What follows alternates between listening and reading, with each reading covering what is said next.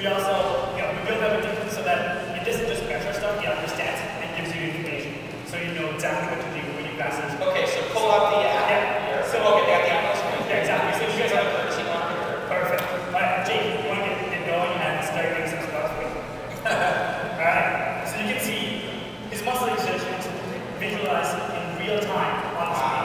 All the colors that map to how much exertion he's having.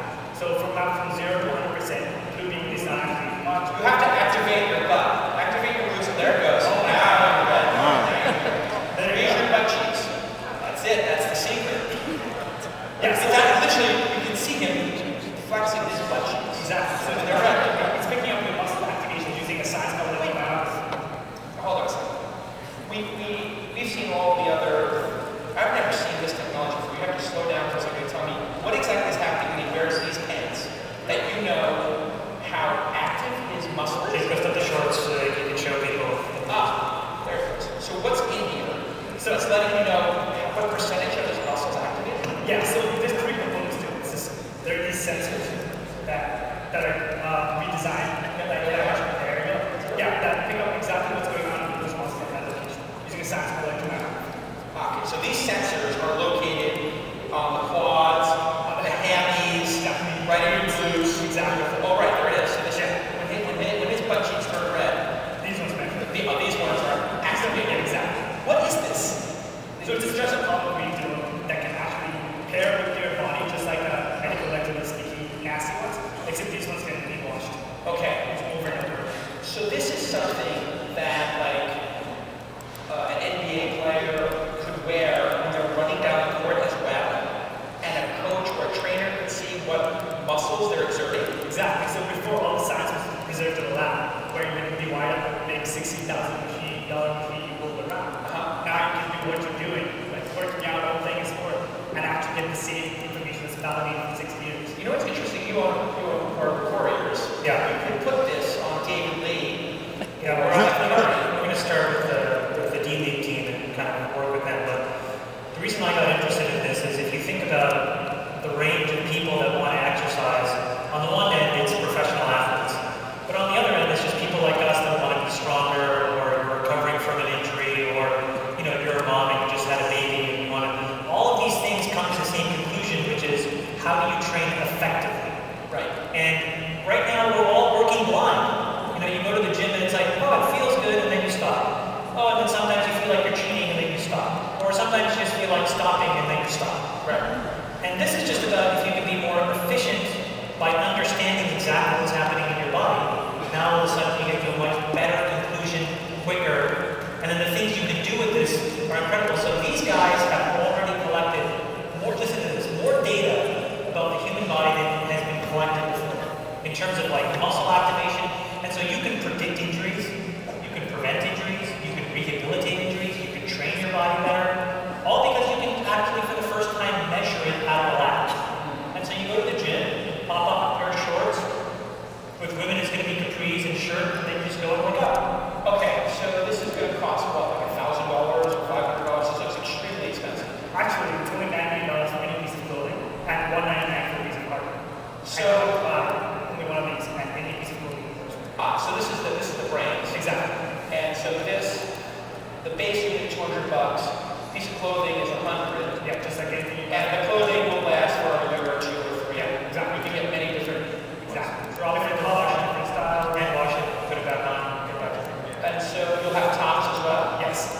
So then I have to buy an extra top, and then I just switch the controller with it. Exactly. Or I buy an extra one. Yes. If you have 2 units, you can extra both the body parts simultaneously. Wow. If you want one, you just pop it out and pop it out. So these guys basically, when we were focusing on building this first version, the biggest constraint I said to them is you cannot launch this on Kickstarter. And the reason is because Kickstarter and Indiegogo is like crack. You get a bunch of free distribution. All that demand, it's not clear that it's real demand.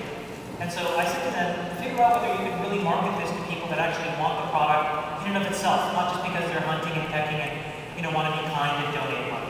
Right. And so these guys in like 6 months have raised more money than all of like 0.02% of all Kickstarter campaigns on their own, on domain. So you did what? You tell the campaign on your own, or you call your own software? No, everything from ourselves. Yeah. Oh, really? And how many units have you sold in advance? Thousands of units. For what amount of money? Usual order is about $400. Anybody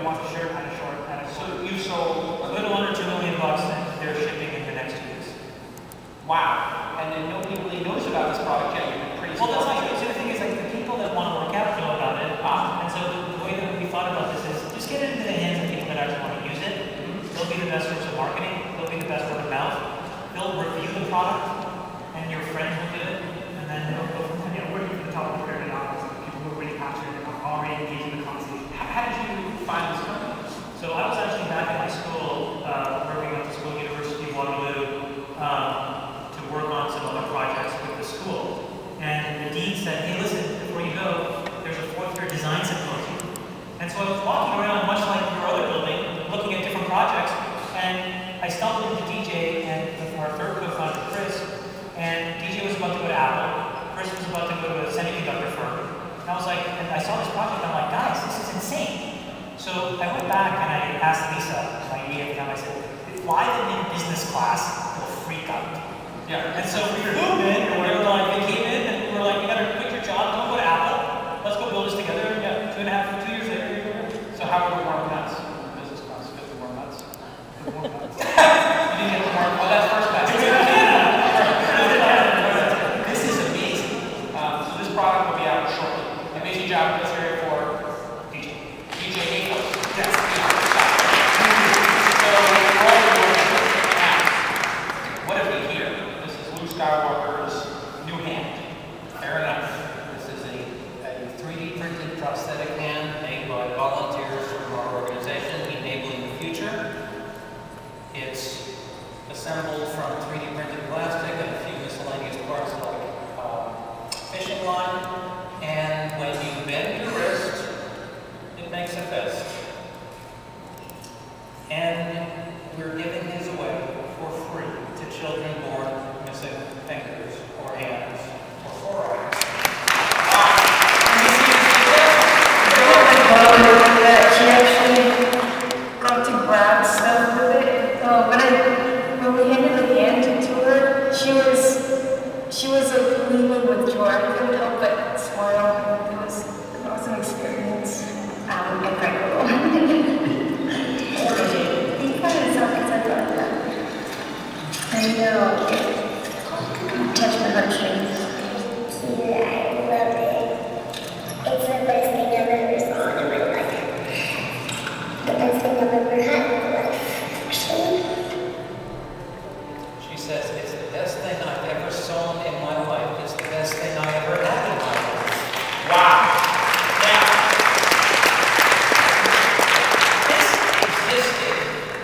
Has existed before, prosthetic hands, but never printed on 3D printers by volunteers.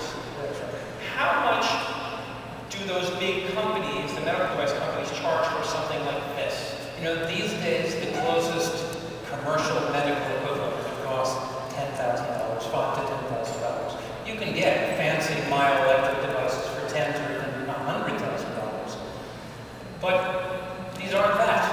Yeah. But the kids love these because increasingly they come in superhero colors and they make the kids feel like superheroes. How did you decide that you wanted to do this?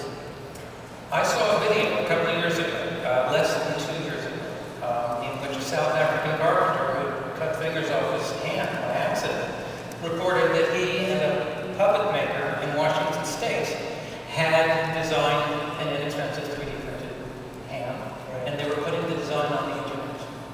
And that plugged into a scheme I had, which is I imagined that there would be a global community of volunteers mass customizing assistive technologies for people all over the world. And as far as you know, how common is the issue of this specific sort of lack of digits versus maybe at the wrist or at some other point in the arm? Yeah, I wish I had a really good number for that. The number I'm pretty confident of is 1 in 2,000 children are born with some kind of an upper limb abnormality.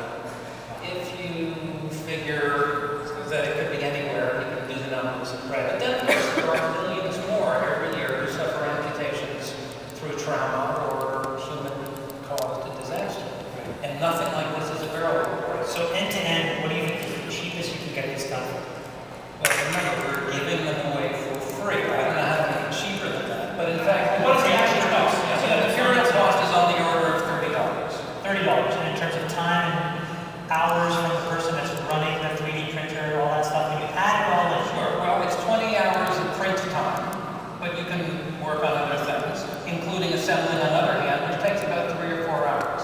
But we have Scout troops doing the assembly right now. We have, as you can see in this video, we have high school kids who are picking this up as a service project. This is absolutely phenomenal. And the first hand went out when? And how many months or years has it been since the first hand? This whole story is less than 2 years old. So we put out about 1,000 hands so far. 1,000? Yes. And it's all volunteers. It is all with 3D printers. Because you know what, these people with the 3D printers, honestly, I found really annoying until this point in time.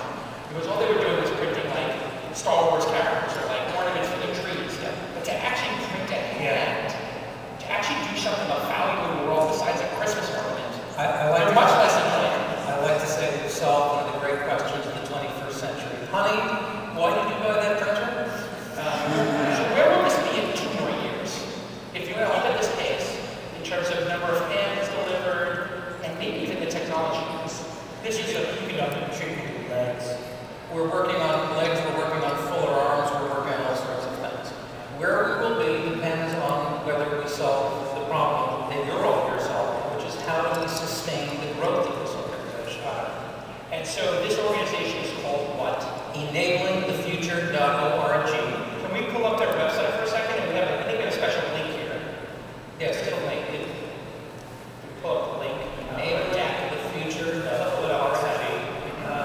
And so this organization is a nonprofit that you've started, correct?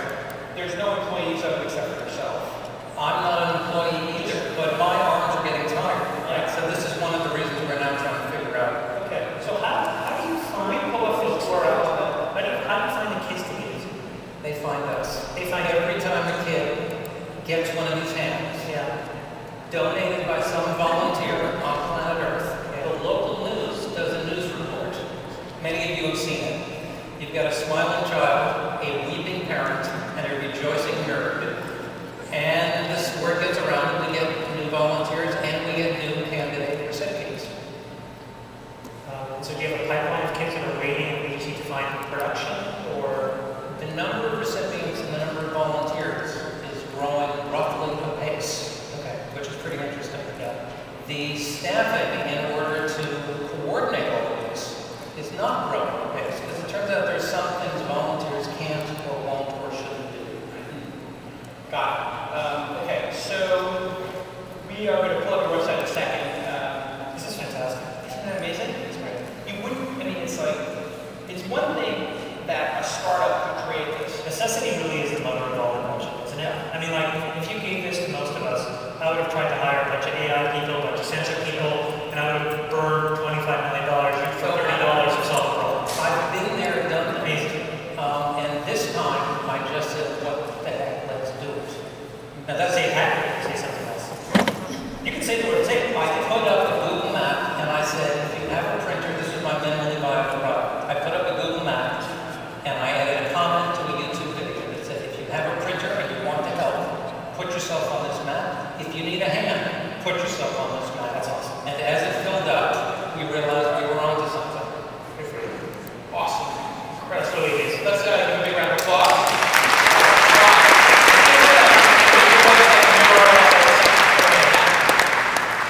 You have something to show as well. Yeah, I can say.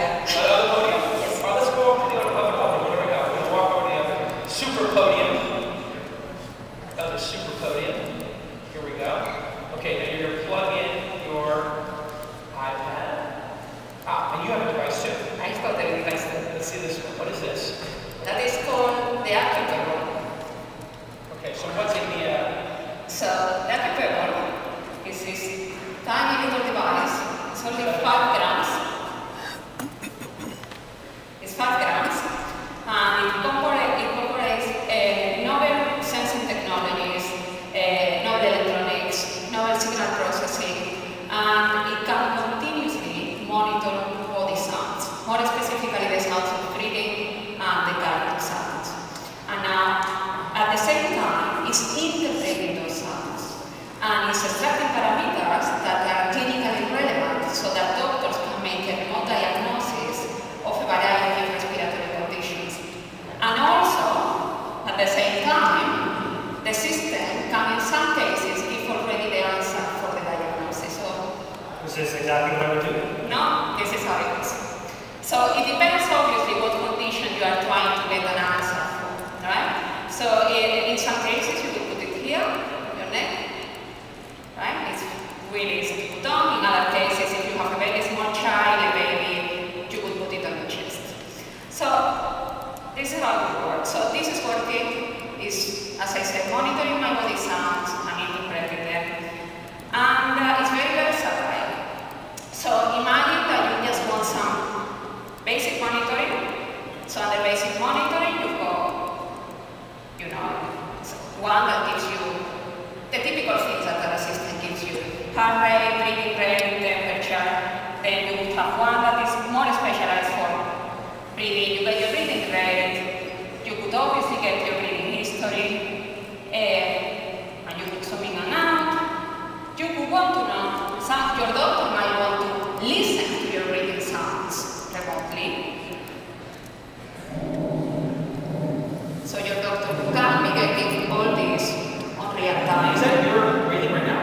No, because I'm talking. So I just to get you clear signal, I don't really put mine. So now, imagine for example that you are a new parent, and we all know new parents. You know, you can get quite stressed when you have a neonate and you are in a different place of in the house, and your baby might be sleeping, and every now and then you might want to know, you know, is my baby breathing or not? At least I want to know. So obviously you can have on your phone a smile saying everything goes okay. You want more reassurance. This is my baby when he was a month old. Esther, how smarter is this at interpreting signals to understand when something is not necessarily correct? So that's the thing, depending on what you want to use it for example, people for epilepsy that has got epilepsy. Epilepsy is a condition that affects 1% of the population, 50 million people in the world. And what most people don't know is that these people are at the risk of what is called sudden death. Sudden death. Yeah, sudden death is obviously a death, it's tragic, but the most tragic thing is that it is easy to prevent. Why it happens is because normally people are sleeping, they stop breathing, they don't restart, nobody realizes. So this can detect that and warn somebody else in the house so that person can come, stimulate, and save a life. No, doesn't this exist like in hospitals already? And what does it cost in a hospital? Right, so no, it doesn't exist, that's the answer. It doesn't exist in a hospital? No, because I haven't finished telling you what this does. Yeah. Okay? So that was the basic one that you could argue, okay, I got an assistant that maybe give me the breathing rate and so on, but this is what you don't have. Diagnosis. So let's pull up our iPad. yeah. Okay. I'm sure that many of you have heard about some of these conditions: sleep apnea, COPD, sleep apnea. 100 million people in the world affected. In the US, 80% of people are diagnosed. The cost to the economy is $65 to $165 billion. That is the non-diagnosis. Why this doesn't get diagnosis? Because there are no resources. Because people have to go to hospital and spend one night there, and the incidence is very high. So that costs, what does it cost to go one night? Is it for sleep apnea? Yeah, for a sleep apnea. What does sleep apnea cost to diagnose for one night in the hospital? It depends on the place, okay? So like £2,000 in the UK. $2,000? Yes. Minimum. And then the other thing, which I think is more proof that what she's doing is great, is sleep apnea as a comorbidity that all of a sudden forks off into all these other horrible things. Diabetics have it, CHF, chronic heart failure patients have it. That cost is enormous. It's even bigger than 165. Exactly. So that People don't go to get diagnosed because it's a pain in the ass. That's the problem, but an even bigger problem is that there are no resources. There are so many people affected that people in the UK, even if a doctor suspects, you know, because there are symptoms that someone has got a sleep apnea, it can take up to 3 years to get a referral. 3 years. 3 years. So, yeah, so that costs over $2,000. So you've cut the price in half to $1,000? much less than that, because you go and put this device at night, you know, as you see. Following day, you got your answer. You got the sleep apnea, yes or no, and the severity. Your doctor wants more reassurance, because you know some doctors might say, wait a minute, I don't totally believe an automatic system.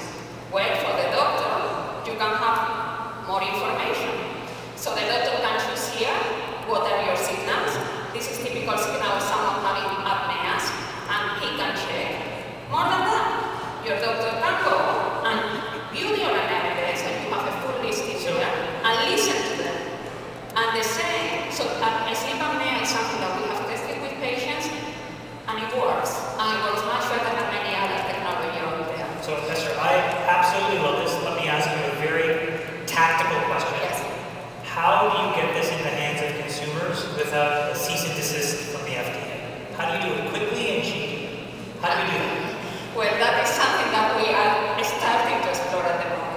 how do we do that?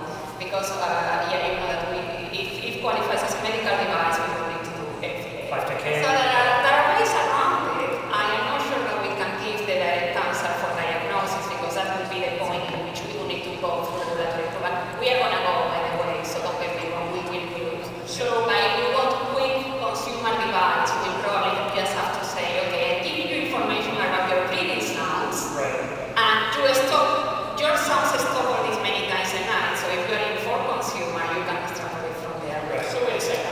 This is a major issue we have in the United States. It's the same issue that 23andMe had, if I understand correctly, which is you can build a device like this, give people all the data, but you can't tell them that if you're in this range, it might indicate this. No, in fairness, 23andMe, I think, thumbed their nose a little too much at the FDA, which is why they came down. I think what she's doing, which is extremely popular, there's a whole host of these companies, frankly, need to have a simpler way to get to market that allows consumers to take control of their own bodies. And I mean, it's in many ways, like, not to open another can of worms, but, we need our version of Roe v. Wade on this type of stuff now. Right. Because it's like, we have the ability to understand our bodies, and there are people like her, people like Athos, people like him, who can build fantastic devices. And there is a gatekeeper, and while the gatekeeper has the best of intentions, the problem is this will cost millions of dollars without some kind of middle ground that allows the average person like us to say, hey, let me just figure out what's going on. And then I'll go to my doctor, and my doctor can help me, and she'll bring me into a much fuller set of tests. What if there was like one of these boxes that said, this is a disclaimer, you can get this advice at your own risk, and that I as a consumer can say, I am willing to take the risk of getting bad advice. I'm not allowed to do that. You cannot fundamentally get to that stage. We are not legally allowed to even consider that choice. Now, I'm not sure that that's the right choice. I think really what should be more of is us saying, there's all these great people who can now allow us to get to the answer faster, cheaper, and then prosecute a disease that will otherwise kill us. Like sleep apnea, if left untreated, as a simple example, the comorbidities, you can die. But for $20, $30 sensor, in a day you'll know, and the next day you can see your GP. I mean, that's an amazing. Yeah. What is this all going to cost? This is going to be very huge in the sense that Tens of dollars. it depends, because if you can see, one of the nice things about this is the versatility, okay? So it depends on, we can go many different routes. If we were targeting the hospital, the sensor would be a couple of dollars for the hospitals. I mean, thinking of a disposable sensor, we could make the business out of the software. If we were targeting consumers only, we would be talking of $100 market. If I went to Mexico on vacation and bought this in Mexico and loaded the app in Mexico, I could do this. Maybe not Mexico, but Costa Rica. I'm almost thinking like these companies should just like make a vacation where you go and you can use the devices you can't use in America. There are these companies here in San Francisco that are doing just that. They're basically having controlled populations of people. Costa Rica tends to be the best country for this. And you can go and you can do this stuff. Yeah. It's sad that you're getting to that place. Or I can get an IP address from my VPN of Costa Rica, and when I load the app, I can literally pretend I'm in Costa Rica to use this incredible technology. Where are you from? Spain. I'm not Costa Rica, I'm from And in Spain, where did this project come out of in Spain? No, actually, I'm Spanish, but I come from the UK. So basically, I've been living in the UK for 12 years. So the story of this is actually an interesting one. So basically, like 9 years ago, I was approached by the medical director of the National Society for Epilepsy in the UK, who dropped me a very cryptic email saying, I need your help. And then he explained to me how many of his patients, well, a significant number every year, died of sudden death. And as I said, this is tragic and also affects very young people. It's not many people in their 20s. Yeah. Right? So that's the problem. And he said, I want you to, could you make for me something that can detect apnea, cessation of breathing, by